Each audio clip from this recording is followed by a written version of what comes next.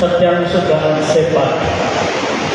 देह रहते अहंकार नहीं जाता और भाव रहते अहम नहीं जाता, परंतु अपने अहम को आदर्श पर छोड़कर पैसिव होकर जो जितना रह सकता है वह उतना है निरहंकार एवं वह उतना उदार है। अपने पर गर्व जितना न किया जाए उतना ही मंगल, और आदर्श पर गर्व जितना किया जाए उतना ही मंगल।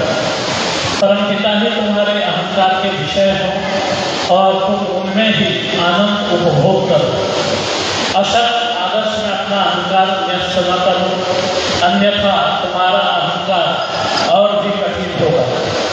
आदर्श जितना उच्च या उदार हो उतना ही अच्छा है, कारण जितनी उच्चता या उदारता का आश्रय लोगे तुम भी उतना ही उच्च या उदार बनोगे।